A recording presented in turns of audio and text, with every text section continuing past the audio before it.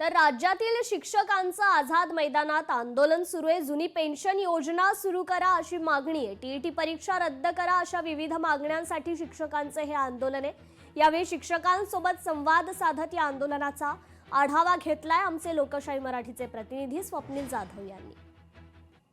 राज्यातील जिल्हा परिषदेच्या शिक्षकांनी आपल्या मागण्यांसाठी आझाद मैदानामध्ये आंदोलनाला सुरुवात केलेली आहे। अनेक दिवसांपासून मागण्या मान्य होत नसल्याने शिक्षकांनी अखेर आंदोलनाला सुरुवात केली। काही दिवसांपूर्वी सुद्धा राज्यातील शिक्षकांनी आंदोलन केलं होतं आणि यानंतर आता पुन्हा एकदा आदर्श शिक्षक समिती महाराष्ट्र राज्य यांच्यातर्फे हे आंदोलन होतं। अनेक मागण्या यामध्ये आहेत। खरं तर जुनी पेन्शन योजना लागू करावी, शिक्षक सेवक योजना रद्द करावी, कार्यरत शिक्षकातून 50% केंद्रप्रमुख पदे भरताना शिक्षकांची सेवा ज्येष्ठता ग्राह्य धरावी, अशा अनेक मागण्या ज्या आहेत त्या प्रलंबित आहेत। या मागण्यांवरती लक्ष वेधण्याचं काम हे या शिक्षकांच्या माध्यमातून होत आहे। लवकरात लवकर या मागण्या मान्य करण्यात याव्या अशा प्रकारची मागणी या शिक्षकांकडून होती। प्रार्थना परिपाठ या ठिकाणी आयोजित करण्यात आलेला आहे। आझाद मैदानामध्ये ही प्रार्थना सुरू आहे की लवकरात लवकर राज्यातील सरकारने, महायुती सरकारने आमच्या मागण्या या लवकरात लवकर सोडाव्यात अशा प्रकारची ही प्रार्थना आपल्याला या ठिकाणी पाहायला मिळते। कॅमेरा पर्सन अनिकेत गज्जासह स्वप्नील जाधव, लोकशाही मराठी, मुंबई।